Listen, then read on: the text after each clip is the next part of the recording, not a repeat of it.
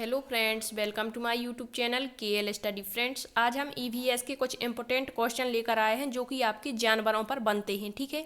और ये सारे क्वेश्चन आपके पिछले एग्जाम्स में पूछे गए हैं और इससे आगे भी क्वेश्चन बनेंगे, तो आपको सारे क्वेश्चन अच्छे से कवर करते हुए चलने हैं और यहाँ पर सारा आपको एनालिसिस दिया जाएगा, ठीक है। तो सबसे पहला यहाँ पर क्वेश्चन, अब आप कहेंगे क्वेश्चन नंबर 58 से क्यों है, तो पिछली 2 क्लासें हमने ली थी जिसमें आपको बहुत सारे क्वेश्चन जो आपके बहुत ही इंपॉर्टेंट हैं, जो हर बार सीटेट में आते हैं, करवा दिए हैं। तो उन दोनों वीडियोस का लिंक जो है आपको डिस्क्रिप्शन बॉक्स में दे देंगे, आप वहाँ पर जाकर जरूर देखें उस क्लास को। आज की हमारी क्लास जो है ये 3rd नंबर की क्लास रहेगी, ठीक है। तो यहाँ पर क्वेश्चन नंबर 58 दिया गया है कि पशुओं की त्वचा पर विविध पैटर्न किस कारण से होते हैं। इस तरह का क्वेश्चन पूछा जाता है। अब आपके ऑप्शन में देंगे उनकी त्वचा पर बालों के कारण होते हैं, सेकंड ऑप्शन में दे देंगे आपको कि जलवायु के कारण होते हैं। तो इन्हीं में कन्फ्यूजन होता है बच्चों को।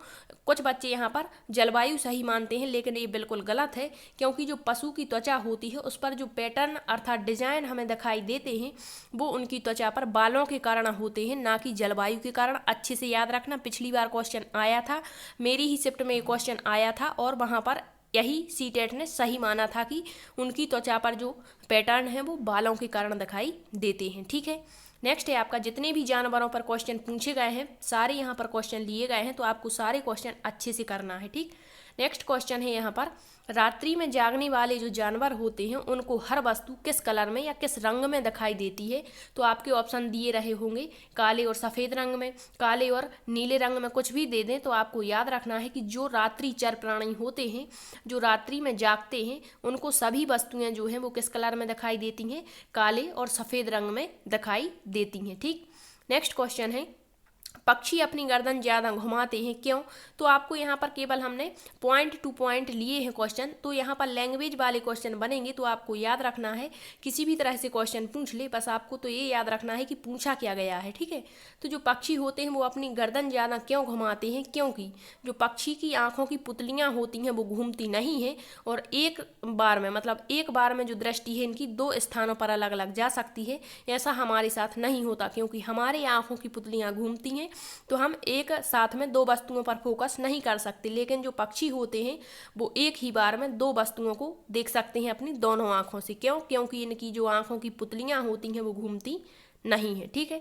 तो ये भी याद रखना। नेक्स्ट है, बाज, चील और जो गिद्ध है, ये क्वेश्चन आपका हर बार बनता है। तो यहाँ याद रखना कि जो बाज, चील और गिद्ध है इनकी दृष्टि मनुष्य की अपेक्षा 4 गुनी अधिक होती है, जबकि शेर, बाघ और चीते की दृष्टि मनुष्य की अपेक्षा 6 गुनी अधिक होती है। यहीं पर कन्फ्यूजन होता है, तो अच्छे से इसका स्क्रीनशॉट लें आप और रट लें कि बाज, चील और गिद्ध, यहाँ पर गरुड़ भी कह सकते हैं, तो इनकी जो दृष्टि है वो मनुष्य की अपेक्षा 4 गुनी अधिक होती है। लेकिन जो शेर, बाघ और चीता होते हैं ये खतरनाक वाले, ठीक है, ये खतरनाक होते हैं, तो इनकी दृष्टि कितनी होती है, हमारी अपेक्षा 6 गुनी अधिक होती है, ठीक है।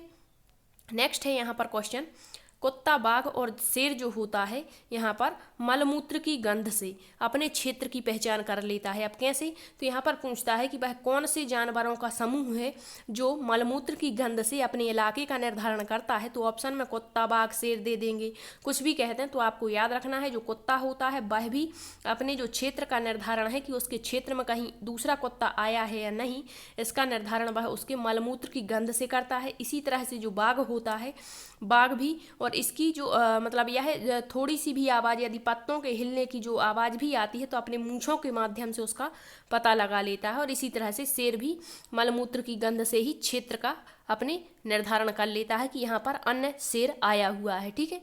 नेक्स्ट है, वे जानवर जिनके शरीर पर, ये इंपॉर्टेंट क्वेश्चन है और पिछली बार कई क्वेश्चन इससे बने थे। तो यहाँ पर आपको एक वीडियो हमने डाला था जिसमें आपको अंडयोज और जरायुज के बारे में सारी चीज़ें बताई हुई थी और इनके नाम भी बताए थे कि कौन कौन से जानवर अंडयोज होते हैं और कौन कौन से जरायुज होते हैं। अब ये क्या कहलाते हैं, तो यहाँ पर देख लेते हैं क्वेश्चन के माध्यम से। दिया है, वे जानवर जिनके शरीर पर रोम नहीं होते। आप यहाँ पर एक किसी जानवर को ले लीजिए, यहाँ पर जीव को लीजिए, जैसे छिपकली हो गया हमारा, ठीक है। अब छिपकली को आपके दिमाग में लाना है और क्या सोचना है कि जो छिपकली है उसके शरीर पर रोम नहीं होते, बिल्कुल नहीं होते, और ना ही इसके कान जो हैं इसके शरीर से बाहर दिखाई देते हैं। वे अंडीयोज कहलाते हैं। अंडीयोज का मतलब वे अंडों को जन्म देते हैं। अब छिपकली जैसे और कौन कौन से यहाँ पर जीव हो जाएंगे आपके, मेंढक हो गया, जितने भी पक्षी होते हैं ये भी इनके शरीर पर बाल नहीं होते हैं और इनके जो कान हैं वो भी दिखाई नहीं देते। तो ये सारे आपके इस यहाँ पर सर्प भी हो जाएगा, ठीक है। सर्प मतलब इसके शरीर पर भी बाल नहीं होते और ना ही इनके कान दिखाई देते हैं, तो वे क्या कहलाते हैं, अंडीयोज कहलाते हैं। और यह किसको जन्म देते हैं, अंडों को जन्म देते हैं। तो याद रखना। अब इसी के विपरीत यदि बात करते हैं कि वे जानवर जिनके शरीर पर रोम होते हैं और जिनके कान जो हैं वो शरीर के बाहर दिखते हैं, जैसे यहाँ हम मनुष्य को ही ले लें तो यहाँ पर उनके शरीर पर रोम भी होते हैं और इनके जो कान हैं वो शरीर से बाहर भी दिखाई देते हैं, तो ये जरायुज कहलाते हैं। जरायुज का मतलब बच्चों को जन्म देते हैं, ठीक है। अब बच्चों को जन्म कौन कौन देते हैं, तो जैसे यहाँ पर हो गया हमारा हाथी, गाय, मनुष्य, कुत्ता, बिल्ली, चमगादड़। तो यहाँ पर समूह के रूप में पूछे गए थे क्वेश्चन। कहा जाता था कि निम्न में से वह कौन सा जानवर है जो अंडों को जन्म देता है। अब ऑप्शन में दिए गए थे छिपकली था, सर्प था, मेंढक था और एक अलग से दिया गया था वहाँ पर चमगादड़।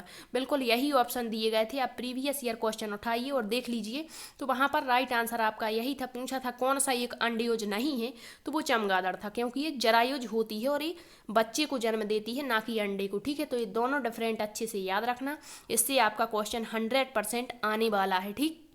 नेक्स्ट क्वेश्चन देखते हैं। रेशम का कीड़ा, ये भी क्वेश्चन पूछा गया था पिछली बार। तो यहाँ पर दिया गया था कि वह कौन सा जीव है जो अपनी मादा को कई किलोमीटर की दूरी से उसकी गंध के माध्यम से पहचान लेता है। तो वहाँ पर ये सारे ऑप्शन थे। कुत्ता था, रेशम का कीड़ा था, अन्य भी जानवर दिए थे। तो यहाँ पर ये बात की गई थी कि अपनी मादा को, तो मादा को जो रेशम का कीड़ा होता है यह कई किलोमीटर की दूरी से उसकी गंध से उसको पहचान लेता है। और जो रेशम के कीड़े होते हैं सहतूत के वृक्ष पर देखने को मिलते हैं और सहतूत के वृक्ष सबसे ज़्यादा हमारे मध्य प्रदेश में देखने को मिलते हैं, ठीक है। नेक्स्ट है आपका भैंस और बगुले में कौन सा संबंध पाया जाता है। तो ये क्वेश्चन भी पूछा गया है। तो जो भैंस और बगुला होता है इसमें सहजीवी संबंध पाया जाता है। सहजीवी का मतलब क्या होता है कि जो भैंस है वो बगुले को लाभ पहुंचाएगी और बगुला जो है वो भैंस को लाभ पहुंचाएगा। इसका मतलब होता है एक दूसरे को जब लाभ होता है तो वो सहजीवी संबंध कहलाता है और यही संबंध पाया जाता है भैंस और बगुले में, ठीक है।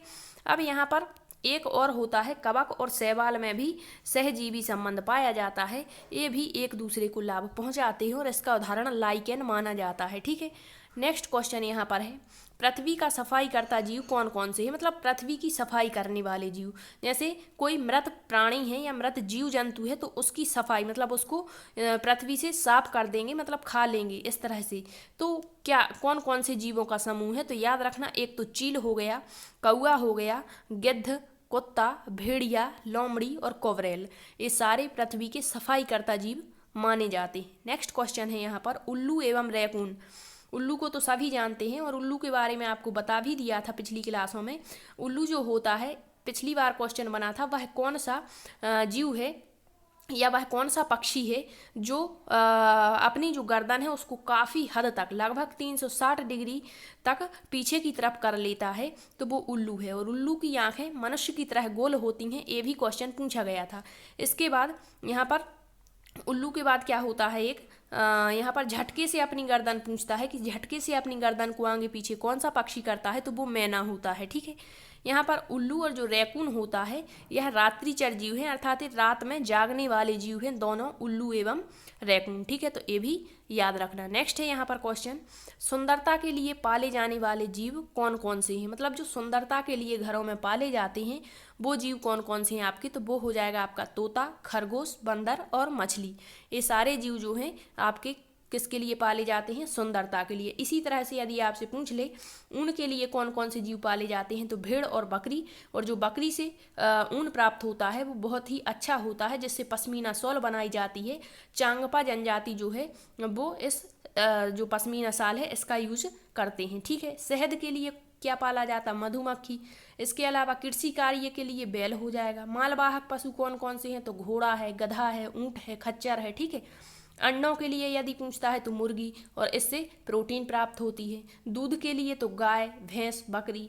बकरी जो है वसा की मात्रा अधिक होती है, और गरीबों की गाय भी किसे कहा जाता है, बकरी को ही कहा जाता है। ठीक है, तो ये रहे आज के कुछ इंपॉर्टेंट क्वेश्चन जो आपके हर बार एग्जाम्स में पूछे जाते हैं, तो इसे अच्छे से कर लें और ये तीनों क्लासें आप अच्छे से देख लें, क्योंकि इनसे आपके 100% क्वेश्चन आने ही वाले हैं। ठीक है, इसके बाद हम या तो एक एक टॉपिक उठाएंगे और सारे टॉपिक को कवर करते हुए चलेंगे। जैसे यहाँ पर हम लेंगे पशु पक्षियों के घोंसले, तो सारे क्वेश्चन भी करेंगे उसके, और पहले उसका पूरा डिटेल भी बताएंगे, ताकि आपको कोई कन्फ्यूजन ना रहे और आपको सारी चीज़ें अच्छे से पता होनी चाहिए कि किस तरह से क्वेश्चन बनते हैं और क्या क्वेश्चन पूछे जाते हैं। ठीक है, आई होप आपको ये सेशन पसंद आया हो। यदि सेशन पसंद आया है तो शेयर ज़रूर कर देना। Thank you.